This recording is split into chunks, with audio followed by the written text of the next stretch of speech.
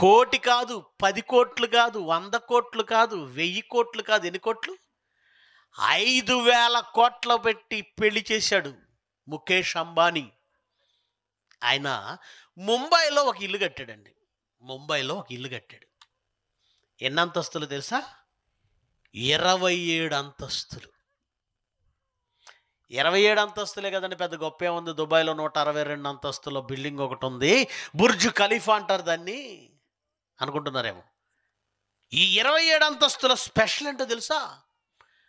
విలాసవంతమైన వస్తువులు, విలాసవంతమైన భవనాలు, లోపల ఉన్నటువంటి ఫర్నిచర్, లోపల ఉన్న ఏర్పాట్లు చాలా విలాసవంతమైనవి. 27 అంతస్తులు ఏముంటాయి అనుకుంటున్నారా? ఒక ఫ్లోర్ ఫుట్బాల్ గ్రౌండ్ అట, ఒక ఫ్లోర్ స్విమ్మింగ్ పూల్ అట, ఒక ఫ్లోర్ క్రికెట్ గ్రౌండ్ అట, ఇంకొక ఫ్లోరు మార్కెట్ అట, ఇంకొక ఫ్లోర్ కాలేజ్ అట, ఇంకొక ఫ్లోరు కంప్యూటర్ సిస్టమ్ అట, ఇంకొక ఫ్లోర్, ఇలా మొత్తం ఫ్లోర్లన్నీ ప్రపంచాన్ని అందులో పెట్టాడు. ఎంతమంది కోసమో తెలుసా? 5 కోసం. 5 కోసం ఇంత విలాసవంతమైన ఇల్లా?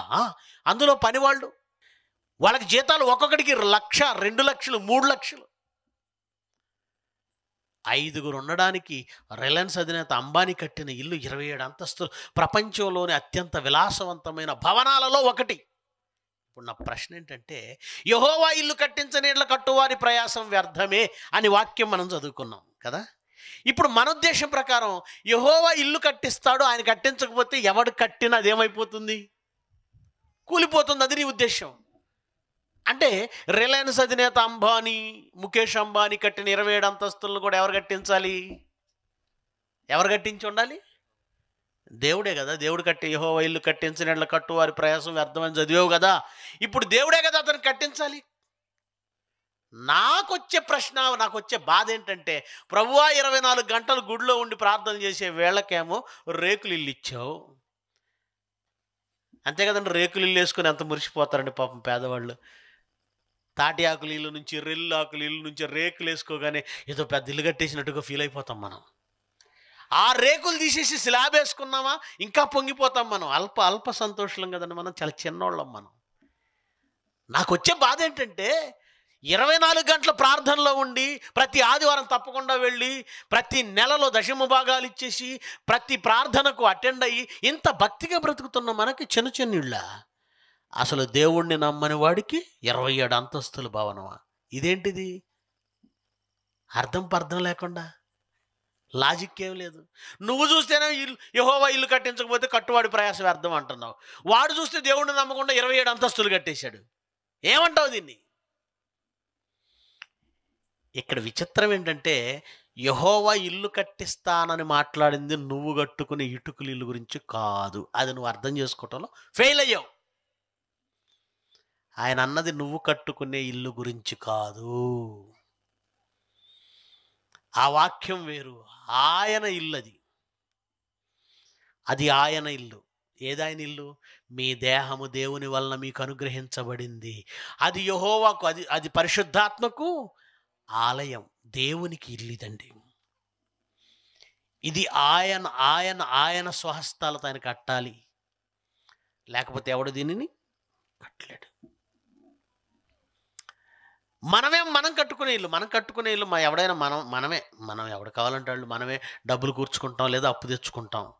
మనమే ఇసుక ఎక్కడ తేవాలి, సిమెంట్ ఎక్కడ తేవాలి, ఏ సిమెంట్ తేవాలి, కంకర ఎక్కడ తేవాలి, రాడ్ ఎక్కడ, ఐరన్ ఎక్కడ తేవాలి, ఇవన్నీ మనం ఆలోచించుకుంటాం.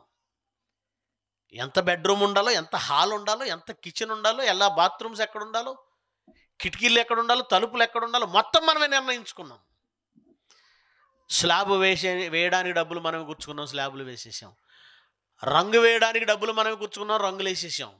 అందులో ఫర్నిచర్ టోటల్గా కబోర్డ్స్ పెట్టాలా, లేదంటే సోఫా సెట్లు పెట్టేయాలా, లేదంటే ఏం చేయాలి, మొత్తం డబ్బులు కూర్చుకున్నాం, మనమే పెట్టేసాం. మనం డబ్బులు కూర్చుకొని మనం చేసి ఒక మాట ఎవరి మీద వేసాం? యెహోవా ఇల్లు కట్టించని యెడల కట్టువారి ప్రయాసం వ్యర్థమే. కాబట్టి నాకు యెహోవా ఇల్లు కట్టించాడని నువ్వు అనడం వలన, మరి ఇల్లు లేని పేదవాళ్ళు మాకెందుకు దేవుడు కట్టించట్లేదు?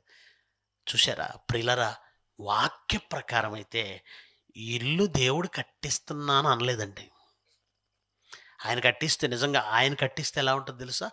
ఆయన ఇచ్చేది ఏదైనా అందరికీ సమానంగా ఇస్తాడు, గుర్తుపెట్టుకోండి. ఆయన డిపార్ట్మెంట్లో ఆయన ఇచ్చేవన్నీ ఎలా ఉంటాయంటే సమానంగా ఉంటాయి. ఉదాహరణకు రైల్వే డిపార్ట్మెంట్ తీసుకోండి.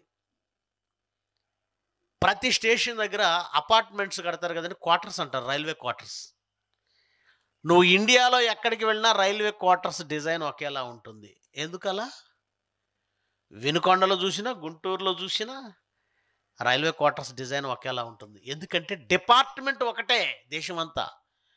గనుక ఒకటే ప్లాన్, ఒకటే డిజైన్. అర్థమైందిగా మీకు? పోలీస్ క్వార్టర్స్ ఉన్నాయనుకోండి, APSP, Andhra Pradesh special police battalion. వాళ్ళు ఎక్కడున్నా సరే వాళ్ళ క్వార్టర్స్ ఒకే డిజైన్లో ఉంటాయి. అర్థమవుతుందా? ఎందుకు అంటే డిపార్ట్మెంట్ ఒకటే. అలాగే దేవుడిచ్చేది ఏదైనా ఒకేలా ఉంటుంది, సమానంగా ఉంటుంది.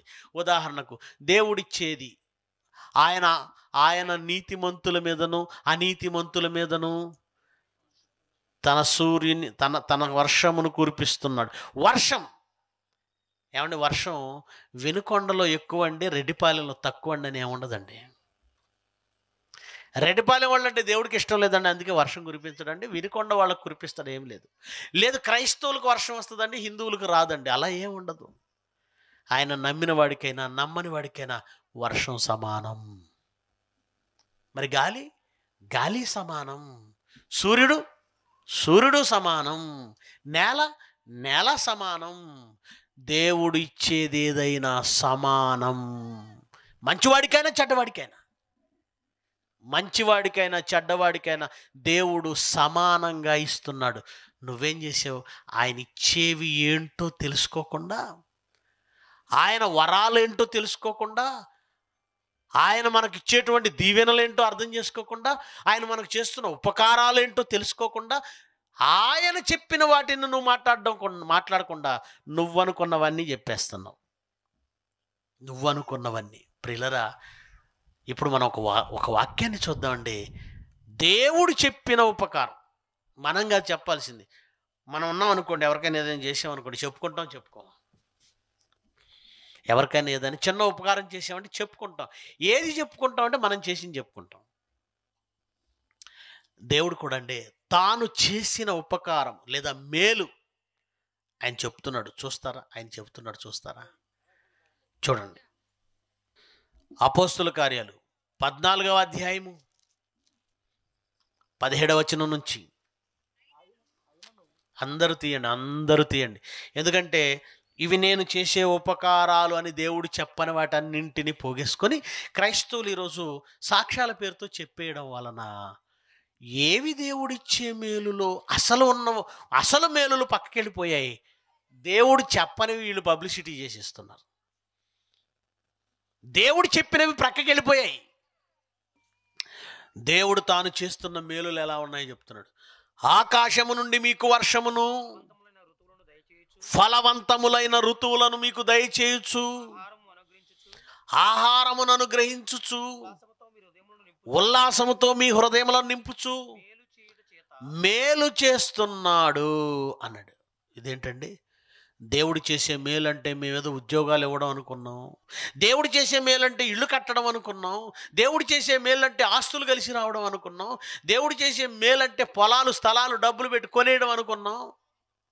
దేవుడు చేసే మేలంటే ర్యాంకుల మీద ర్యాంకులు వచ్చేయడం అనుకున్నాం. కాలేజీల్లో సీట్లు వచ్చేయడం అనుకున్నాం. అవేవి కాదా? అవి కాదండి. ఉద్యోగం ఒకడికి ఇచ్చి ఇంకొకటికి లేకుండా చేయడం దేవుడికి ఇష్టం లేదండి. ఒకరికి ఉద్యోగం రావాలంటే నీకు కష్టపడి చదువు, నువ్వు కష్టపడి చదువు. ఈ మధ్యకాలంలో ఒక అమ్మాయి సాక్ష్యాల పేరుతో ఆ రీల్స్లో కనపడుతుందండి. పరీక్ష చదవకుండా వెళ్ళిందంట. ఆ రోజు ఆ పరీక్షయే కాదంట. చూడండి ఎలా ఉందో. ఒకరు పెన్నుకు ప్రార్థన చేస్తాను, చదవనివ్వా? పెన్నుకు ప్రార్థన చేస్తే పెన్నే రాసేస్తా ఉంటుందా? నువ్వేం చదవవా? చూడండి ఎలా ఉందో. ప్రియమైన దేవుని పిల్లలారా, స్కూల్కి టైంకి నువ్వు వెళ్ళాలి. నువ్వు టైంకి వెళ్ళకుండా దేవుడు ఆ మాస్టర్ రాకుండా టైంకి రాకుండా చూడంటే నువ్వు లేటుగా వెళ్ళడమే తప్పు. నువ్వు చేసిన తప్పు ఎవరు చేయాలి ఇప్పుడు? పంతులు గారు చేయాలి. ఈ తప్పు ఎవరు చేయించాలి? దేవుడు చేయించాలి. బా ఏం భక్తి అండి వీళ్ళది. ఇదంతా ఎందుకు? నేను తిన్నగా టైంకి వెళ్తానని అనుకోవచ్చుగా. నువ్వు టైంకి వెళ్ళకపోగా మాస్టర్ గారు టైంకి లేటుగా రావాలని ప్రార్థన చేయడం, నీ ప్రార్థన విని ఆ తప్పు ఎవరు చేయాలి? ఎలా మారిపోయారో చూడండి వీళ్ళు. ప్రిలరా, దేవుడు చేసే మేలులు అంటే అవి కాదండి. నువ్వు బాగా చదివితే నీకు ర్యాంక్ వస్తుంది అంటే నువ్వు ప్రార్థన చేసేవని చదవనుండి పక్కన పెట్టి దేవుడిని అన్యాయం చేయమంటావా? నీకు ఇల్లు కట్టించేసి మిగతా వాళ్ళకి దేవుడిని అన్యాయం చేయమంటావా? ఇవి కాదండి దేవుడు చేస్తున్న నిజమైన మేలేదని చెప్తున్నాడు. ఏంటా మేలంటే, ఆకాశము నుండి మీకు వర్షము అన్నాడు. మీకు వెంటనే ఇదేంటండి దేవుడి మేలంటే ఇంకెంత గొప్పగా ఉంటుందో అనుకున్నాం. ఏంటి వర్షమా? చూసారా మీకు ఎలా అయిపోయిందో? చాలా చులకనైపోయింది. ఏదో అంటారులేండి సామెత, ఏదో అని పెద్ద ఊహించుకుంటే ఏమీ లేదు, అంత తుస్సానండి. ఇలాగూ దేవుని మేలంటే ఇంకేంటో అనుకున్నాం. ఏంటండి సంతోష్ కుమార్ గారు మీరు ఇలా అంటున్నారు? ఏంటి ఆకాశం నుంచి వర్షం దేవుడు చేసి మేలా? కాదా? మరి కాదా? అవునో కాదు కొన్ని విషయాలు చెప్తాను, మీరు ఆలోచించండి. ఏమండి, ఉదయం లేవగానే మనకు మొట్టమొదట కావలసిన ఏంటో తెలుసా అండి? నీళ్ళే. కొంతమంది తొట్లలో నీళ్లు చూస్తారు, నీళ్లు లేవు. పొద్దున్నే కావాల్సింది అవే మనకి, దేనికైనా నీళ్లు. ఆ నీళ్ళెంత విలువైనవో చెప్తాను చూడండి. మనకు ప్రతిదానికి, వంట చేసుకోవడానికి నీళ్లు, నువ్వు స్నానం చేయడానికి నీళ్లు, నీ కాలకృత్యాలకు నీళ్లు, నీ బట్టలకు నీళ్లు, నీ ఇంటి శుభ్రానికి నీళ్లు, ప్రతి వస్తువు కడగడానికి నీళ్లు. ఏమండి ఏమంటారు? త్రాగడానికి నీళ్లు, నీ జీవనోపాధికి నీళ్లు, నీ పంటలకు నీళ్లు, నీ మొక్కలకు నీళ్లు, చెరువులకు నీళ్లు. టోటల్గా నీళ్లు లేకుండా మనం బ్రతకలేం.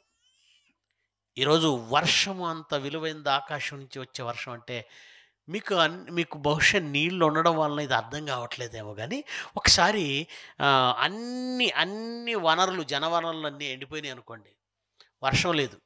వర్షం లేకపోతే ఏమిటండి, కాలువ వస్తుంది అంటారా? కాలువలు కూడా లేవు. కాలువలు లేకపోతే ఏంటండి, చెరువులు కూడా ఉన్నాయి, చెరువులు ఉన్నాయి కదా అంటారా? చెరువులు కూడా లేవు, ఎండిపోయినాయి. కాలువలు, చెరువులు, నదులు ఎండిపోయినా పర్వాలేదండి, మేము లోపలికి బోరు వేస్తాం, లోపల నీళ్ళు ఉంటాయి కదా అనుకుంటున్నారా? లోపల కూడా లేవు. ఇప్పుడు పరిస్థితి ఎలా ఉంటుందో ఆలోచించండి. అబ్బే మీరు అన్నట్లుగా అలాంటి పరిస్థితులు ఏమి రావండి అనకండి, వచ్చాయి. తమిళనాడులో, చెన్నైలో బకెట్ నీళ్ల కోసం ఒక ఆయన 6 గంటలు వెయిట్ చేశాడు. ఎవరో తెలుసా ఆయన? కోట్ల రూపాయలకు అధిపతి అయిన బాలసుబ్రహ్మణ్యం చనిపోయాడు. ఆయన బకెట్ నీళ్ల కోసం 6 గంటలు ఎదురు చూశాడు తమిళనాడులో, చెన్నైలో. ఇప్పుడు బెంగళూరు పరిస్థితి అదే. బెంగళూరు పరిస్థితి అదే. దేవుడు తలుచుకుంటే ఏమండి, మనిషికి కావలసిన నీరు ఇంకిపోతే ఏంటి పరిస్థితి? మీకు ఉన్నాయి కనుక దాని విలువ అర్థం కావడం లేదు. ఒకవేళ అయిపోతే లేవగానే త్రాగడానికి నీళ్ళేంటి, స్నానానికి నీళ్ళేంటి, బ్రష్ చేయడానికి నీళ్ళేంటి, కాలకృత్యాలకు నీళ్ళేంటి, బట్టలు ఉతుక్కోవడం ఉండదు. ఇక ఒక్కసారి ఊహించండి, వారం రోజులు బట్టలు ఉతకపోతే ఎలా ఉంటుంది? మీరు ఒక 4 రోజులు స్నానం చేయకపోతే మీరు అలా వెళతంటే కిలోమీటర్ కొడుతుంది. ఏంటది? సెంటు. 4 రోజులు చేయకపోతే ఎవరి దగ్గరికి రాలేరు. ఇల్లంతా కంపు, బట్టలన్నీ కంపు, పశువులు కంపు, బాత్రూములు కంపు. బాబోయ్, అది భరించలేము. వంటకు నీళ్ళు లేవు. ఒట్టి బియ్యం తింటావా? ఒట్టి కూరగాయలు తింటావా? ఒక్కసారి ఊహించండి నీళ్లు లేని జీవితం. మాకు ఇలా అర్థం కాదండి అంటారా? మీకు అర్థం కాదు. ఒక చిన్న ఇన్సిడెంట్ చెప్తాను నేను, జాగ్రత్తగా వినండి. ఒక ఆయన ఎడారిలో నడిచి వెళుతున్నాడు. ఎడారిలో నడిచి వెళుతున్న ఆయన చేతిలో ఒక సంచి, నీళ్ల తిత్తి అంటారు దాన్ని, వాటర్ బాటిల్, మన భాషలో వాటర్ బాటిల్. నీళ్ల తిత్తి పట్టుకొని నడుచుకుంటూ వెళుతున్నాడు. ఎండాకాలం, అది వేసవికాలం. ఆయన నడుస్తున్నది ఎడారిలో. ఈలోగా ఆ ఇసుకలో ఎడారంత ఇసుకే కదండి ఉండేది. ఆ ఇసుకలో అన్ని నగలైతే పడి ఉన్నాయండి, బంగారపు నగలు. అవి చూడగానే ఆయన కళ్ళు జిగేలుమని మెరిసిపోయాయి. ముఖం ఆనందంతో వెలిగిపోయింది. ఆనందంగా పరిగెత్తుకుంటూ ఆ నగల దగ్గరికి వెళ్ళాడు. ఆ నగలు ఇలా తీసుకున్నాడు. ఎన్ని నగలు! ఇవన్నీ తీసుకెళ్ళి మా ఆవిడకి ఇస్తే ఎంత ఆనందపడుతుంది. ఇతని ఫేసులో ఇంత వెలుగు కారణం ఆవిడ ఫేసు వెలుగు కనపడుతుంది దీనికి. ఇప్పుడు ఏం చేయాలి? ఇవి చేత్తో పట్టుకొని వెళ్ళలేము. మరి ఏం చేయాలి? అటు ఇటు చూసాడు, ఏమీ లేదు, సంచి ఏమీ లేదు. ఇప్పుడు నీళ్ల తిత్తి చూశాడు. నీళ్ళన్నీ పారబోసి ఆ నీళ్ల తిత్తులో ఈ బంగారం అంతా ఇస్తాడు. బంగారం అంతా తీసి మూత పెట్టేసుకొని ఆనందంగా బయలుదేరి వెళుతున్నాడు. బంగారం దొరికింది, నగలు దొరికాయి. అలా నడుస్తూ నడుస్తూ వెళుతుండగా ఎండ పెరగడం ప్రారంభించింది. ఎండ పెరుగుతుంటే దాహం అనిపించింది. ఒకసారి బాటిల్కి వెళ్ళి చూశాడు. ఏముంది బాటిల్లో? బంగారం. కాసేపు ఓర్చుకుందాం, ఇంటికి వెళ్ళిపోతాంగా. ఈ బంగారం జాగ్రత్తగా ఉంచుకోవాలని తనకు తాను సర్ది చెప్పుకున్నాడు. ఇంకొంచెం ముందుకు కదిలాడు. మధ్యాహ్నం అయిపోయింది. సూర్యుడు నడ్నెత్తికెక్కాడు. ఎండ తీవ్రతరం అయిపోయింది. క్రింద వేడి, పైనుంచి వేడి. నాలుక పిడచకట్టుకుపోతుంది, కళ్ళు తిరిగిపోతున్నాయి. మళ్ళీ బాటిల్కి వెళ్ళి చూశాడు. ఏముంది? నీళ్లు లేవు, బంగారం ఉంది. ఏం చెయ్యాలో అర్థం కావట్లేదు, పిచ్చి పట్టే పరిస్థితి. ఇంకా సేపటికి ఏం చేయాలో అర్థం కాక ఆ బాటిల్ మూత తీసి బంగారం అంతా బయటికి తీసి విసిరి కొట్టాడు. అడుగు నుంచి చొక్క ఏమైనా వస్తుందేమో అని ఎత్తాడు. చొక్క కూడా లేకుండా పోసేసాడు. ఇందాక ఈ బంగారాన్ని తీసి విసిరి కొట్టాడు. విచిత్రం ఏంటో తెలుసా? వీడిలాంటోడు ఎవడో పిచ్చోడు ముందు అలాగే ఇసిరుంటాడు, వీడికి దొరికింది అది. ఇప్పుడు వీడికి ఏది ఇంపార్టెంట్ అయింది చెప్పండి? వీడెందుకు విసిరి కొట్టాడు? ఆ భయంకరమైన పరిస్థితుల్లో అతనికి కావలసింది బంగారం కాదు. అతను బ్రతకాలంటే ఏం కావాలి? నీరు కావాలి. అంతేనండి, నీటి చుక్క లేదు, బంగారాన్ని విసిరి కొట్టాడు. ఆ తీవ్రమైన ఎండ వేడిమికి కళ్ళు తిరిగి పడిపోయి చచ్చిపోయాడు. ఇప్పుడు చెప్పండి, దేవుడు చేసే మేలు. ఆకాశము నుండి మీకు వర్షం. ఒకసారి వర్షం పడుతుంటే చూడండి, అది ఎలా వస్తుందో ఆలోచించండి. మబ్బులు పట్టగానే అక్క బట్టలు తీసేయి, వదిన బట్టలు తీసేయి, తడిచే పుల్లలు ఏమన్నా లోపలికి, మంచాలు లోపలికి వేసేయి. ఇంతే, ఇంకేం ఆలోచించవు. బతుక్కి ఈ బతుక్కి అంతకంటే ఆలోచన రాదు. ఎందుకు పడాలి అక్కడి నుంచి, ఆకాశం నుంచి వర్షం? ఎవడైనా పైనుంచి బిల్డింగ్ మీద నుంచి గ్లాసు నీళ్లు పోస్తే ఎవడరా అంటాం, అంతేనా? మరి పైనుంచి గ్లాసు కాదు, చెరువులు నిండిపోయేంత పడుతున్నాయి నీళ్లు. ఎప్పుడైనా పైనుంచి నీళ్లు ఎందుకు వస్తున్నాయి, ఎలా వస్తుంది? సైన్స్ పుస్తకాలు ఏదో కొంత దరిద్రం నేర్పుతాయి మనకి. ఎండలకు ఆవిరైపోతాయి సముద్రపు నీళ్లు, ఆవిరిని మేఘాలు పట్టుకుంటాయి, ఆ మేఘాలు నడిచొస్తాయి, అవి చల్లబడతాయి, మనకు వర్షాన్ని ఇస్తాయి. అవి ఎందుకు ఆ నీటిని పట్టుకుంటున్నాయి నీకు తెలుసా? అసలు సముద్రాలు ఎలా వేడెక్కుతున్నాయి తెలుసా? ఆ సముద్రాలు వేడెక్కిన ఆవిరి అలా మేఘాల్లోనికి వెళ్ళాలని నిర్ణయించింది ఎవరో తెలుసా? ఆ మేఘాలను నడిపించింది ఎవరో తెలుసా? యోబు గ్రంథం 37:12, ఆయన వలన నడిపింపబడినవై, ఆయన వలన నడిపింపబడ్డాయి అవి నరులకు నివాసయోగ్యమైన భూగోళం మీద మెరుపును మేఘములు ఆయన వలన నడిపింపబడినవై సంచారం చేస్తాయట మేఘాలు. ఆయన వాటికి ఆజ్ఞాపించినది యావత్తును అది నెరవేరుస్తుంది. శిక్ష అమలు చేయాలా భూమికి, లేదా కృపనివ్వాలా? తొలకరి వర్షముగా కడవరి వర్షముగా కృప చేయుటకైనా లేదా శిక్ష చేయుటకైనా ఆయన ఆజ్ఞాపించినది యావత్తును అవి నెరవేరుస్తాయి. ప్రియులరా, ఆకాశము నుండి మీకు వర్షం, అది దేవుడు చేస్తున్న మేలు. ఫలవంతములైన ఋతువులు అన్నాడు చూడండి, అపోస్తల కార్యాలు 14:17 రెండో మాట. ఆకాశం నుంచి పడుతున్న వర్షం నీకు మేలండి. ఈరోజు గుక్కెడు నీళ్లు లేకపోతే ఎలా బ్రతుకుతామండి? ఈ వేసవి కాలంలో ఈ నీటి ఎద్దడి, చలివేంద్రాలు పెట్టి రోడ్ల మీద వెళ్ళే వారి దాహాలు తీరుస్తూ ఉంటారండి చాలామంది. అలాగే దేవుడు ఇంకో మాట రాయించాడు, ఏమన్నాడు? ఆకాశము నుండి మీకు వర్షమును ఫలవంతములైన ఋతువులు అన్నాడు. చూడండి, ఋతువుల్లో ఫలవంతములైన ఋతువులు రావాలి. ఏమండి, మామిడి తోటలు ఉంటాయండి. ఆ విజయవాడ నుంచి అటు నూజివీడు ఆ ప్రాంతం అంతా కూడా మామిడి తోటలు ఉంటాయి. మామిడి చెట్లు ఎప్పుడు అలాగే ఉంటాయి. కానీ రైతు ఒక్కొక్క సంవత్సరం ఏమంటే, ఈ సంవత్సరం పంట బాగా వచ్చిందంటాడు. ఒక్కొక్క సంవత్సరం అయ్యో పూతలేదు ఈ సంవత్సరం, కాయలేదు ఈ సంవత్సరం, పిందెలేదు ఈ సంవత్సరం, పంట లేదు ఈ సంవత్సరం అంటాడు. అవే చెట్లు ఎందుకు ఈ సంవత్సరం విస్తారంగా పండింది, నెక్స్ట్ ఇయర్ ఎందుకు పంట లేదు? అంతకుముందు సంవత్సరం ఎందుకు పంట లేదు, ఈ సంవత్సరం ఎందుకు విస్తారంగా పండింది? ఎప్పుడైనా ఆలోచిస్తారా? ఫలవంతములైన ఋతువులు దేవుడు దయచేయాలి. ఫలవంతములైన ఋతువులు అంటే నీకు పంటనిచ్చే ఋతువులను దేవుడు పంపాలి. ఆయన ఋతువులు ఫలవంతమైనవిగా మార్చి పంపించటం వలననే నీ పంట పండుతుంది. పట్టెడన్నం నీ కడుపుకు వెళుతుంది. అన్నం తిన్న తర్వాత నీళ్లు తాగకపోతే చస్తావని సముద్రాలను వేడెక్కించి మేఘాలుగా పైకి పంపించి ఆ మేఘాలను గాలి చేత నడిపించి నీ పొలాల మీదకి, నీ ఇంటి మీదకి డోర్ డెలివరీ చేస్తున్నాడు. వాటర్ సరఫరా. అవి ఎంత స్వచ్ఛమైనవో తెలుసా అండి? ఎంత స్వచ్ఛం. ఈ మధ్యకాలంలో కంగన మిషన్లను కొనుక్కుంటున్నారండి. 3 లక్షలు మిషన్, 3 లక్షలు. ఏంటంటే ఆల్కలైన్ వాటర్ అట. ఆల్కలైన్ వాటర్ దేవుడు సముద్రము నుంచి పైకి తీసుకొచ్చి మేఘాల మీద మీ ఇంటికి నడిపించి కురిపించే వర్షం ఉందే, అది ఆల్కలైన్ వాటర్, స్వచ్ఛమైన వాటర్. ప్రేమని దేవుని పిల్లలారా, ఇది మేలు అని ఈ ప్రపంచంలో ఎవరు చెప్పట్లేదండి. ఒకసారి ఆ దేవుడు ఆ మేలు ఆపేస్తే ప్రపంచం ఏమైపోతుందో ఆలోచించండి. ఇదా మేలు? అవును, ఇది చెప్పండి. ఇది ఎవరికి అందట్లేదు? అందరికీ అందుతుంది.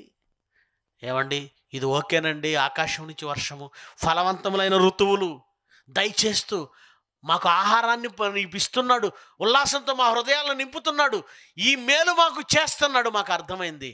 మరి ఇదేనా మేలు అంటే ఇంకేం లేదా అని మీరు అడగచ్చు. ఇదేనా మేలు, ఇంకేమీ లేదా? ఇంకేమీ లేదా? ఇంకేముందో కీర్తనల గ్రంథం చూద్దాం. 103వ అధ్యాయము చూద్దాం. కీర్తనల గ్రంథము 103వ అధ్యాయము 1వ వచనం నుంచి చదువుదాం. 1వ వచనం నుంచి. నా ప్రాణమా యెహోవాను సన్నుతించుము, నా ప్రాణమా యెహోవాను సన్నుతించుము, నా అంతరంగముననున్న సమస్తమా ఆయన పరిశుద్ధ నామమును సన్నుతించుము. నా ప్రాణమా యెహోవాను సన్నుతించుము. బాగా వినాలి. ఆయన చేసిన ఉపకారములలో దేనిని మరువకు అన్నాడు. ఆయన చేసిన ఉపకారాలలో దేనిని అంటే ఉన్నాయి, ఇంకా ఉపకారాలు ఉన్నాయి. ఏంటవి? ఆకాశం నుంచి వర్షము, ఫలవంతమైన ఋతువులు, ఆహారాన్ని దయచేయటం, హృదయాలను ఉల్లాసంతో నింపటం, ఇవి మేలులే, ఉపకారాలే. అవి కాక ఇంకేమైనా ఉన్నాయా అంటే చెప్తున్నాడు చూడండి. ఆయన చేసిన ఉపకారముల్లో దేనిని మరువకము, ఆయన నీ దోషములన్నింటినీ. అదేంటి ఉపకారాలని చెప్పి నీ దోషాలను క్షమించువాడు అంటున్నాడు. ఇంకేమంటున్నాడు? నీ సంకటములన్నింటినీ కుదుర్చువాడు, సమాధిలో నుండి నీ ప్రాణమును విమోచించుతున్నాడు, కరుణా కటాక్షములను నీకు కిరీటముగా ఉంచుచున్నాడు. పక్షిరాజు యవ్వనము వలె నీ యవ్వనము క్రొత్తదగుచునుండునట్లు మేలుతో నీ హృదయమును తృప్తిపరుచున్నాడు. ఇక్కడ కూడా ఆయన మాట్లాడుతున్న మేలు వేరు. చూడండి, జాగ్రత్తగా వినండి. ఇక్కడెక్కడ ఉద్యోగం గురించో, ఇక్కడెక్కడ ఇల్లు కట్టడం గురించో మాట్లాడలేదండి. మళ్ళా చూస్తారా ఆయన మాట్లాడిన మేలు. నీవు నీ దోషములన్నింటినీ క్షమిస్తున్నాడు, నీ సంకటములన్నింటినీ కుదుర్చుతున్నాడు, సమాధిలో నుండి నీ ప్రాణమును విమోచించుతున్నాడు, కరుణా కటాక్షాలను నీకు నీతి కిరీటముగా ఉంచుతున్నాడు. పక్షిరాజు యవ్వనము వలె నీ యవ్వనము క్రొత్తదగుచుండునట్లు మేలుతో నీ హృదయమును తృప్తిపరుచున్నాడు. ఏంటి? మన పాపాలను క్షమించటం మేలా? మన దోషాలను క్షమించటం మేలా? అవునండి. సమాధి నుంచి నిన్ను తప్పించడం మేలా, సమాధిలో నుండి నీ ప్రాణమును విమోచించటం మేలా? అసలు మేలంటే అదేనండి. నేను ఒక మాట అడుగుతాను, బాగా ఆలోచించి చెప్పండి. దేవుడు చేసిన మేలు అనగానే ఇల్లు, వ్యాపారం, డబ్బులు, ఏమండి, ఆరోగ్యం, పిల్లలు, చదువులు, ఉద్యోగాలు. మీరు అనుకున్నట్టుగా ఇల్లు ఇద్దాం. దేవుడు ఇల్లు ఇచ్చేశాడు, పెళ్లి చేసాడు, పిల్లల్ని ఇచ్చాడు, ఆరోగ్యం ఇచ్చాడు, ₹1,00,00,000 ఇచ్చేశాడు, పొలం ఇచ్చేశాడు. నెక్స్ట్ డే నీ ప్రాణం తీసేశాడు అనుకో, ఏంటి ఉపయోగం? ఏంటి ఉపయోగం? ఒకవేళ ఆయన తీయకపోయినా ఏదో ఒక రోజు ప్రాణం పోతుంది. ఈ భూమి మీద నీకు ఏమి ఉన్నా ఏమి లేకపోయినా వాటిని అనుభవించడానికి నీకు ఆయుష్ లేదు, గుర్తుపెట్టుకో. మనకు ఆయుష్ ఉందండి? మీ జీవం ఏపాటిది? మీరు కొంతసేపు కనబడి అంతలోనే మాయమైపోయే ఆవిరి. కొంతసేపు కనబడుతున్నారు, అంతలోనే మాయమైపోతున్నారు. ఆవిరి కదా మీరు, ఆవిరి. వంట చేస్తున్నారు కదమ్మా స్త్రీలు, రేపు గమనించండి, మీరు ఆ అన్నం వండుతున్నప్పుడు మూత ఒక్కసారి తీయగానే అలా పైకొచ్చిన ఆవిరిని గమనించండి. ఎంతసేపు కనబడుతుంది? 1 సెకండ్ 2 సెకండ్లు కనపడుతుంది, తర్వాత అది మాయమైపోతుంది. ప్రతిరోజు మీరు చూస్తున్నారే, దాన్ని ఆవిరిగా మీరు చూశారు. రేపు ఉదయం అది నా ఆయుష్ అనుకొని చూడండి. బైబిల్ చెప్పింది అది ఆవిరి కాదు. ఏంటది? మన ఆయుష్. కొంతసేపు కనబడుతుంది, అంతలోనే ఏమైపోతుంది? ఈ భూమి మీద ఎప్పుడు ఉంటామో ఎప్పుడు పోతామో తెలియని ఈ జీవితకాలంలో అవసరమైంది ఇల్లు, ఉంటామో లేదో తెలియని ఈ జీవితకాలంలో అవసరమైంది ఉద్యోగం, ఉంటామో లేదో తెలియని ఈ జీవితకాలంలో అవసరమైంది పిల్లలు, ఉంటామో లేదో పోయే ఉంటామో లేదో తెలియని ఈ జీవితకాలంలో ఆస్తులు. శాశ్వతమైంది కాదు కదా. ఇక్కడ ఏమి ఇస్తే ఏంటి, ఏమి ఇవ్వకపోతే ఏంటి? ఇవి మేలులా, ఇవి ఉపకారాలా? కాదండి. దీని తర్వాత శాశ్వతమైన జీవితం ఒకటి ఉంది. ఈ మరణం తర్వాత శాశ్వతమైన జీవితం ఒకటి ఉంది. అది రాబో కాలమునకు ఉన్నతమైన శాశ్వతమైన జీవితం, పరలోకం. అక్కడ శాశ్వతంగా ఉంటాం, అక్కడ మరణం లేదు. మేలంటే ఏంటో తెలుసా అండి? అక్కడికి వెళ్ళడమే మేలు, అక్కడికి నిన్ను తీసుకువెళ్ళడమే మేలు. అక్కడికి వెళ్ళాలంటే మనకు చాలా అడ్డం ఉన్నాయండి.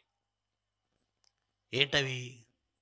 ఈ భూమి మీద మనకు ఏమి ఉండకూడదో, మనం ఏం చేయకూడదు, అవే చేసేసాం. దేవుని దగ్గరికి వెళ్ళాలంటే పాపము ఉండకూడదు. పాపము ఒకవేళ ఉందా, పాపమునకు ఆయన యొద్ద చోట్లేదు. పరిశుద్ధత లేకుండా ఎవడు ప్రభువుని చూడనేరడు.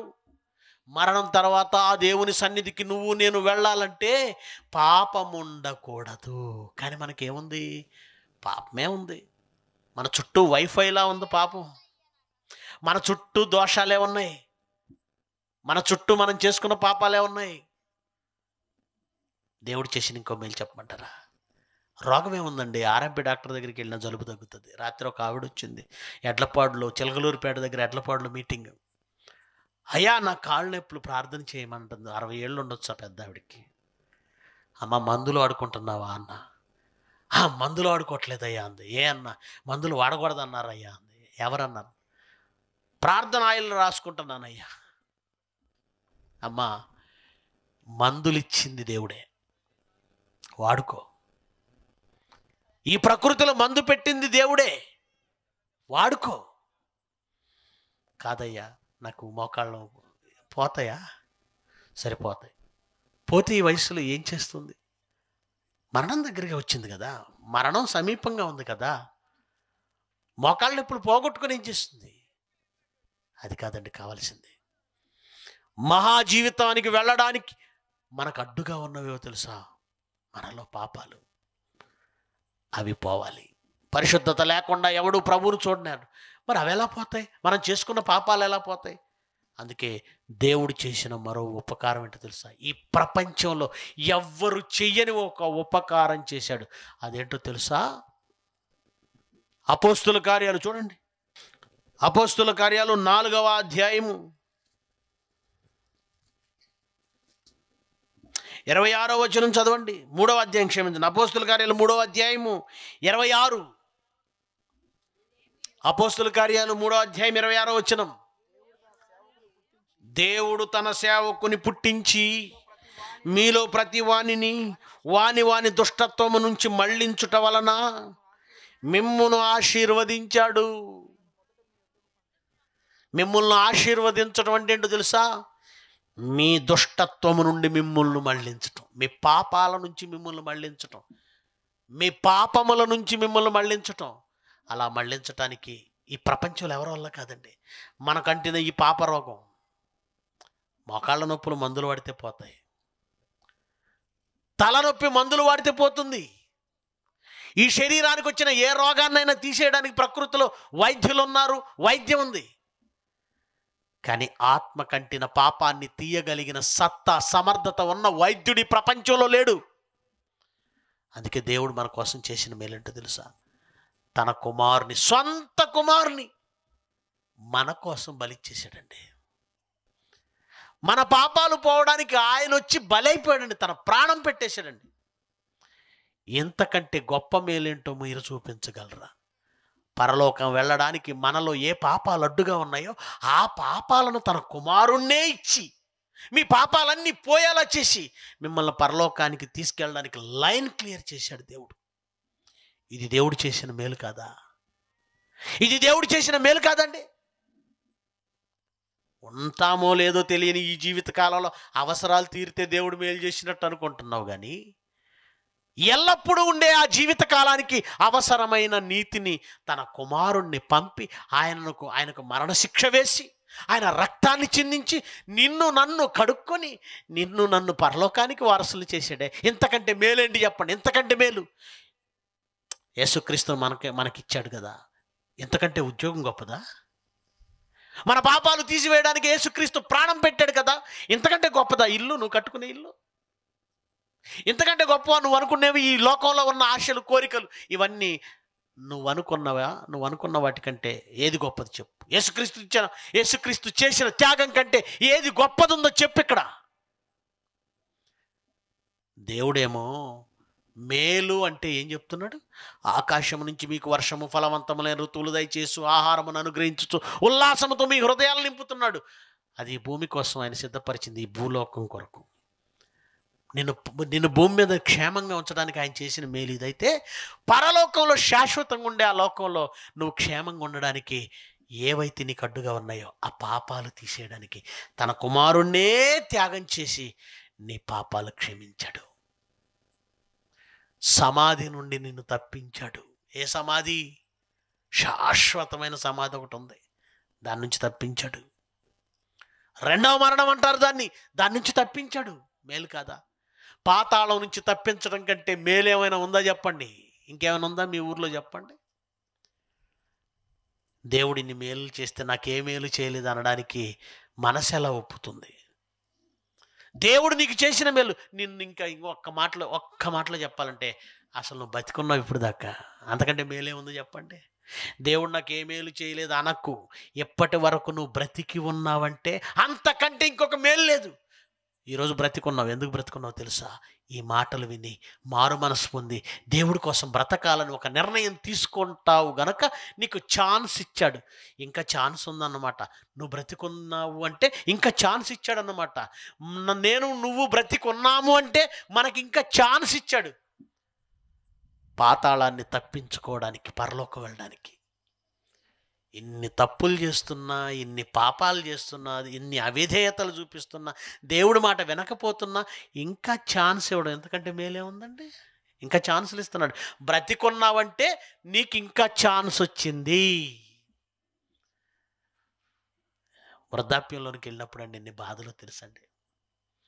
40 ఏళ్ల వరకు నాకు హాస్పిటల్ ముఖం తెలీదు, నేను ఎప్పుడు ఇంజక్షన్ కూడా వేయించుకోలేదు, నాకు జ్వరం వచ్చేరగదు, ఇలా తిరుగుతుండేవాడిని అండి. నేను ఇలాగనే ఉండి విపరీతంగా తిరుగుతాను, ఇప్పటికీ తిరుగుతున్నాను. కానీ 40 దాటాక ఏమండి ట్యాబ్లెట్లు కవర్ ఒకటి వచ్చిందండి నా బ్యాగ్లోకి. ఏంటి 40 దాటాక టాబ్లెట్లు కవరా? 40కి ముందు మాట్లాడుకునేటప్పుడు ఎవరైనా 40 లోపు ఉన్నటువంటి వ్యక్తులు మాట్లాడుకునే మాటలు వేరుగా ఉంటాయి. 40 దాటాక 50 దాటాక ఎవరు కూర్చున్నా పలానా హాస్పిటల్ బాగుందట, పలానా చోట్ల మందులు దొరుకుతాయట, వాళ్ళ టాపిక్ ఇదే. ఈ మోకాళ్ళ నొప్పులు ఉన్న వాళ్ళందరూ ఒక చోట కూర్చుంటారు. ఎక్కడ ఆపరేషన్ చేస్తారు, ఎక్కడ మంచి మందులు ఉన్నాయి, హోమియోపతి మందుల, వీళ్ళ టాపిక్ ఇదే. చూసారా ప్రియులరా, ఆరోగ్యం ఇచ్చాడు, కావలసిన బలం ఇచ్చాడు, కానీ వృద్ధాప్యం తప్పదు. ఏదో ఒక రోజు వస్తాం వృద్ధాప్యానికి. ఆ వృద్ధాప్యం ఎవరికి ఇష్టం ఉండదు తెలుసా? ఎవరికి ఇష్టం ఉండదు. మీకు ఇష్టమా చెప్పండి? మేము వృద్ధాప్యంలో ఉంటామండి. ఎవరికైనా ఇష్టం అండి? దేవుడు చేసిన ఇంకో మేలేంటో తెలుసండి, నువ్వు దేవుణ్ణి నమ్ముకొని ఆయన కొరకు బ్రతికి ఆయన కొరకే ఒకవేళ నువ్వు చనిపోతే యేసుక్రీస్తు రెండవసారి వచ్చినప్పుడు తిరిగి లేపుతాడే, అప్పుడు నువ్వు ఎలా ఉంటావో తెలుసా? ఎలా ఉంటావో తెలుసా? చదవండి ఇప్పుడు 103 కీర్తన 103వ అధ్యాయం 5వ వచనం. పక్షిరాజు యవ్వనము వలె నీ యవ్వనము క్రొత్తదవుతుంది.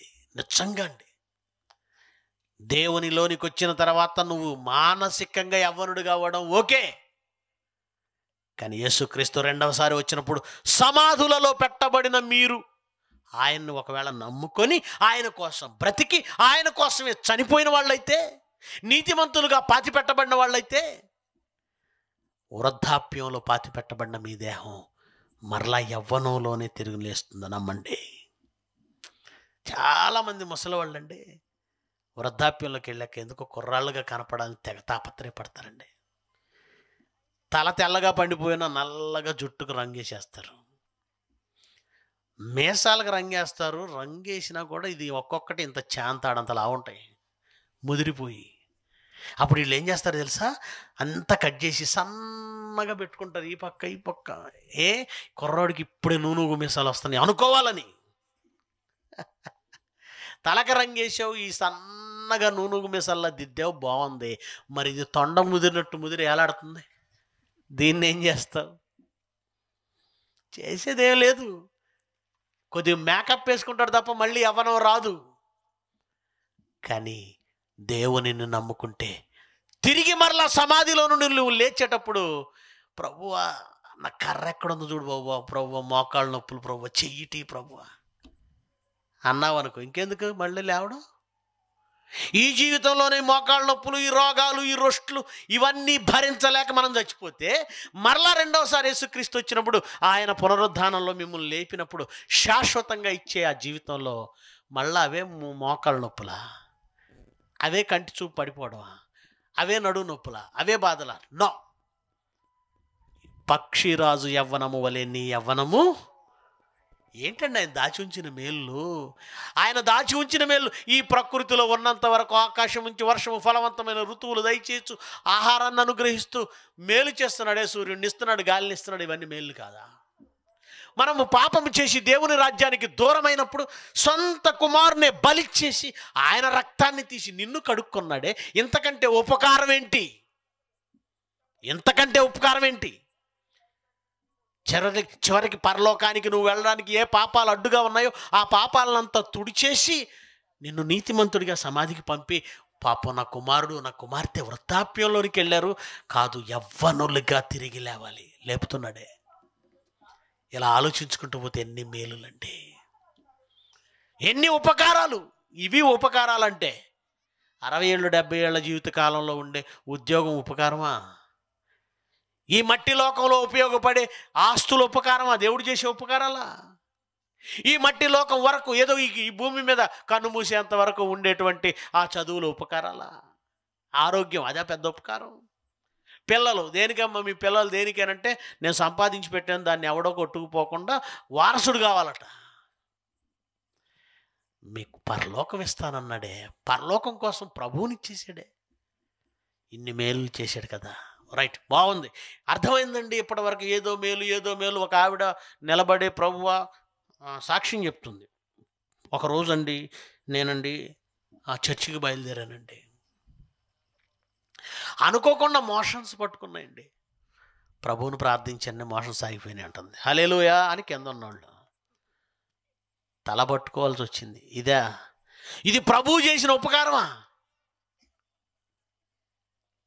ఆత్మను పరలోకానికి నడిపించడానికి పాతాళం నుంచి తప్పించాడు, అది ఉపకారం.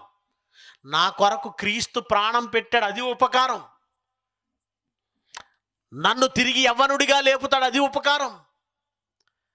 నాలో ఉన్న దోషాలన్నీ తొలగించి నన్ను ఆశీర్వదించాడు, అది ఉపకారం. ఈ భూమి మీద ఉన్నంత వరకు గాలి, నీరు, ఆకాశం, సూర్యుడు సమస్తం నా కోసం, అవి ఉపకారాలు. మరి ఇన్ని ఉపకారాలు దేవుడు చేశాడు కదా, ఒక ఉపకారం చేసినందుకే అతనికి ప్రత్యుపకారం చేయాలంటారు. ఉపకారికి ప్రత్యుపకారం చేయాలంటారు కదా. మరి దేవుడు ఇన్ని ఉపకారాలు చేశాడు, నువ్వు ఆయనకి ఏం ప్రత్యుపకారం చేస్తావు? ఏం ప్రత్యుపకారం చేయాలి? మనం ఏమంటాం తెలుసా? మేమేం చేయగలం ప్రభువా? వట్టిని, మట్టిని, పేడని, పేడ పురుగుని, దుమ్ముని, ధూళిని, ఇది నువ్వు తగ్గించుకోవడం అని నువ్వు అనుకుంటున్నావు, తప్పించుకోవడం అని నేను అంటాను. నా దగ్గరే ఉందండి బూడిద అంటే దాని అర్థం ఏంటి? ఇవ్వడం ఇష్టం లేకపోతే అలాగే మాట్లాడతావు. దేవుడు నీ నుంచి కోరుకుంటున్నాడు ఆ ప్రత్యుపకారం. ఎస్, కోరుకుంటున్నాడు. ఏం కోరుకుంటున్నాడు చూస్తే ఆశ్చర్యపోతారు. నేనేమి ఇవ్వగలను? భక్తుడు కూడా అడిగాడు, నేనేమి ఇవ్వగలను ప్రభువా అంటే, నేనేమి ఇవ్వగలను? ఏడాది దూడలనా, వేలాది పోటేళ్లనా? అప్పుడు దేవుడు ఏమన్నాడు? చదవండి మీకా గ్రంథం. మనలాగే భక్తుడు అడిగితే దేవుడు ఏమన్నాడు చూడండి. నాయన నాకేమి ఇవ్వనవసరం లేదు. 6వ అధ్యాయం క్షమించండి, 6వ అధ్యాయము 6 నుంచి చదువుదామా? ఏమి తీసుకొని వచ్చి నేను యెహోవాను దర్శింతును, ఏమి తీసుకొని వచ్చి మహోన్నతుడైన దేవుని సన్నిధిని నమస్కారం చేతును, దహన బలులు, ఏడాది దూడలను అర్పించి దర్శింతునా, వేల కొలది పొట్టేళ్లను, వేలాది నదులంత విస్తారమైన తైలమును ఆయనకు సంతోషం కలుగజేయనా? నీవు చేసిన ఉపకారములకు నేనేమి చెల్లింతును? ఏడాది దూడలనా, వేలాది? మనం ఎంత మాట అన్నిస్తామండి. ఏడాది దూడలు నువ్వు తెచ్చావా? వేలాది పొట్టేళ్లను నువ్వు తెచ్చావా? వేలాది నదులంత విస్తారమైన తైలాన్ని నువ్వు తెచ్చావా? తేలేవు. కానీ ఒక మాట అనేసి నువ్వేం కోరుకోవు ప్రభు, అందుకే నేను కూడా ఏమి ఇవ్వను. నువ్వే అడ్జస్ట్ అవ్వమంటున్నావు దేవుణ్ణి. కానీ దేవుడు ఏమడుగుతున్నాడు చూడండి. నా అతిక్రమమునకై నా జ్యేష్ఠపుత్రుని నేను ఇస్తున్నా, నా పాప పరిహారమునకై నా గర్భఫలమును నేను ఇస్తున్నా అంటే దేవుడు అంటున్నాడు, మనుష్యుడా ఏది ఉత్తమమో అది నీకు తెలియచేయబడింది. నువ్వేం చేయాలో చెప్తున్నాను విను. న్యాయముగా నడుచుకొనుటయు, కనికరమును ప్రేమించుటయు, దీన మనస్సు కలిగి ఉండుటయు, కలిగి దేవుని ఎదుట ప్రవర్తించుటయు, ఇదే కదా దేవుడు నిన్ను అడుగుతున్నాడు. ఆయన చేసిన మేలులకి వేలాది నదులంత విస్తార తైలం వద్దు, ఏడాది దూడలొద్దు, వేలాది పొట్టేళ్ళొద్దు. ఏం కావాలి ఆయనకి? చదవండి. న్యాయముగా నడుచుకోండి, న్యాయంగా ప్రవర్తకండి. ఏది న్యాయం? దేవుడు బ్రతుకునిస్తే నీకు ఇష్టమైనట్టు బ్రతకడం న్యాయమా? ఏది ఉత్తమం? 60-70 ఏళ్ళ ఈ బ్రతుకు ఉత్తమమైనదా? రాబో కాలము శాశ్వతమైన జీవితం ఉంది, అది ఉత్తమమైనదా? ఏది ఉత్తమం? ఇంకేమంటున్నాడు? కనికరమును ప్రేమించండి, దీన మనసు కలిగి ఉండండి, దేవుని ఎదుట దీన మనసు కలిగి ప్రవర్తించండి, తగ్గించుకోండి, దీన మనసు కలిగి ఉండండి. ఇదే కదా యెహోవా నిన్ను అడుగుతున్నాడు. ఇది మొదట అడిగిందండి, దీన్నే మనం ఎవరు పట్టించుకోలేదండి. ఆయన చేసిన ఉపకారములకు ఆయన అడిగిన ప్రత్యుపకారం, మీరు నాకేం చేయని అవసరం లేదు, మీరు దీన మనసు కలిగి ఉండండి, మీరు ఉత్తమమైనది ఏంటో తెలుసుకోండి. ఎలా ఉండమంటున్నాడు? దేవుని ఎదుట ఎలా ఉండమన్నాడు? న్యాయంగా నడుచుకోండి, కనికరమును ప్రేమించండి. కానీ ఎవరు పట్టించుకోలేదండి. క్రొత్త నిబంధనకు వచ్చేసరికి ఏమంటున్నాడో తెలుసా? రోమపత్రిక 11వ అధ్యాయము 34వ వచనం. రోమపత్రిక 11వ అధ్యాయం 34. ప్రభు మనస్సు ఎరిగిన వాడెవడు? ప్రభు మనస్సు ఎరిగిన వాడెవడు? ఆయనకు మనస్సు ఉంది. ఆ మనసు ఎవరు తెలుసుకుంటున్నారు? ఆయన మనస్సును ఎవరు తెలుసుకున్నారు? ఆయనకి ఏం ఉపకారం చేయాలి? ఎవరు తెలుసుకున్నారు? ప్రభు మనస్సు ఎరిగిన వాడెవరు? ఇప్పుడు చదువమ్మ 12వ అధ్యాయం 1వ వచనం నుంచి. కాబట్టి సహోదరులారా, జాగ్రత్తగా వినాలి. ఆయనకు మీరు చేయవలసిన ఉపకారం, ప్రత్యుపకారం. సహోదరులారా, పరిశుద్ధమును దేవునికి అనుకూలమైన సజీవయాగంగా మీ శరీరాలను ఆయనకు సమర్పించుకొనుడని దేవుని వాత్సల్యతను బట్టి మీరు ఇవ్వాల్సింది ఏంటో తెలుసా? వేలాది నదులంత విస్తార తైలవద్దు. ఒక ఆవిడ అంటుందండి, ప్రభువా నేను నీకు ఏం చెల్లించలేను, కోటి స్తుతులు నీకు అంది. ఎన్ని స్తుతులట? స్తుతి స్తుతి స్తుతి అని కోటి సార్లు అనలేదండి, ఒకేసారి కోటి స్తుతులు. ఇది ఎలా ఉందంటే, ₹1,00,000 ఇవ్వాలని రూపాయి ఇచ్చేసి కోటి సార్లు రూపాయి రూపాయి రూపాయి అనుకో అన్నట్టుంది. ₹1,00,000 అయిపోద్దా? నువ్వు కోటి స్తుతులు అనగానే కోటి స్తుతులు వెళ్ళిపోతున్నాయా? దేవుడు కోరుకున్నది ఏంటో చూడండి. ఆయనకు కావలసిన ప్రత్యుపకారం ఏంటది? పరిశుద్ధమును దేవునికి అనుకూలమైన సజీవయాగంగా. ఏమండి, మీ పాపాలు తీయడానికి యేసుక్రీస్తు శరీరం ఇచ్చినప్పుడు అనేకుల కొరకు మీరు కూడా సజీవయాగంగా మీ దేహాన్ని ఇవ్వండి. ఇవ్వగలరా? ఇస్తారా? సర్వలోకానికి వెళ్ళాలి, సర్వ సృష్టికి సువార్త ప్రకటించండి. మీ దేహంతో పని చేయండి, మీ చేతులతో కరపత్రాలు పంచండి, మీ నోటితో వాక్యం చెప్పండి, మీ చేతులతో కరపత్రాలు పంచండి, దేవుని కొరకు నడవండి. సజీవయాగముగా మీ శరీరాలను ఆయనకు సమర్పించండి. దేవుని వాత్సల్యమును బట్టి మిమ్మల్ని బతిమాలు కొనుచున్నాను. ఇట్టి సేవ మీకు యుక్తమైనది. మీరు లోక మర్యాదను అనుసరించకండి. లోక మర్యాద ప్రకారం ఏ అరటిపండో, ఏ మామిడికాయో, ఏ లడ్డూనో నా చేతికి ఇవ్వకండి. లోక మర్యాదను అనుసరింపక ఉత్తమము, అనుకూలము, సంపూర్ణమై ఉన్న దేవుని చిత్తం ఏదో పరీక్షించి తెలుసుకున్నట్లు మీ మనస్సు మారి నూతన మగుట వలన రూపాంతరం పొందండి. మారండి, మీరు మారండి. దేవునికి మీరు చేయవలసిన ప్రత్యుపకారం ఏంటో తెలుసా? వెళ్ళండి, ఆయన సువార్త చేతబట్టండి. మీకు ఆయన మేలు చేసినందుకు మీరు ఆయనకు చేయవలసిన మేలు. అనేకులైన దేవుని పిల్లలను అగ్నిలో నుండి లాగినట్లు కొందరినైనా దాని కొరకు మీ జీవితాలను ఏం చేయాలి? అర్పించేయండి. ఆయనకి సజీవయాగంగా అర్పించేయండి. అది దేవునికి అనుకూలము, ఉత్తమం. వేలాది నదులంత విస్తార తైలం వద్దు. మీరిచ్చేటువంటి కోడిగుడ్లో కూరగాయలు ఆయనకు వద్దు. మీ జీవితం ఆయనకి కావాలి. మీ జీవితంతో అనేకులను మీరు సంపాదించాలి. ఇది దేవుని కొరకు మీరు చేసే ప్రత్యుపకారం. ఇప్పుడు చెప్పండి, నిజంగా దేవుడు చేసే మేలులేంటి? ఉద్యోగాలు రావడమా, ఆస్తులు కలిసి రావడమా, ఇల్లు కట్టడమా, వ్యాపారాల్లో లాభం రావడమా, కేసుల్లో గెలవడమా? కాదు. ఈ భూమి మీద ఉన్న జీవితకాలానికి ఆకాశం నుంచి వర్షం, ఫలవంతములైన ఋతువులు, నీకు గాలి ఇస్తున్నాడు, నీటినిస్తున్నాడు, జీవాన్ని ఇచ్చాడు, బ్రతికుంచుతున్నాడు.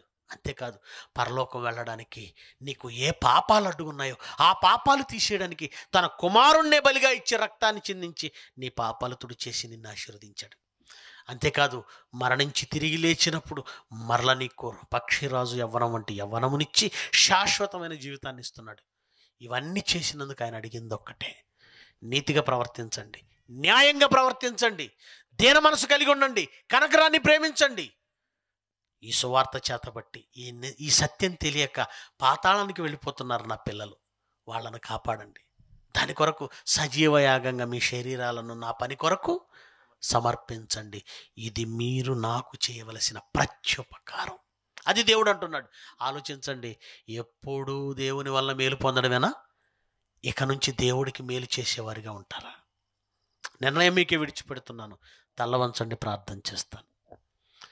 మహిమ కలిగిన మా తండ్రి, ఈ ప్రపంచం మీరు చేసే మేలుల విషయంలో తప్పు త్రోవ పట్టిందని మాకు తెలుసు. ఏవి నిజంగా మేలులో వాటి గురించి మాట్లాడుకోవటం లేదు క్రైస్తవులు కూడా. ఏవి మీరు మీ పరిధిలో చేయటం లేదో వాటిని మేలులు అనుకొని మోసపోతున్నారు. నిజంగా మేము ఈ భూమి మీద బ్రతికొండడమే మేలు. ఇన్ని పాపాలు చేసిన మాకు క్షమాపణ దొరకటమే గొప్ప మేలు. మా కొరకు మీ కుమారుణ్ణి ఇవ్వడం కంటే మించిన మేలు మరొకట్లేదు. వీటన్నిటితో పాటు శాశ్వతమైన జీవితం అనుగ్రహించి, పక్షిరాజు యవ్వనం వంటి యవ్వనం అనుగ్రహించి ఎల్లప్పుడూ మీ సన్నిధిలో మమ్మల్ని ఉంచారు. ఇంతకంటే గొప్ప మేలులు ఈ ప్రపంచంలో ఏమున్నాయి? ఏమీ లేవు ప్రభువా.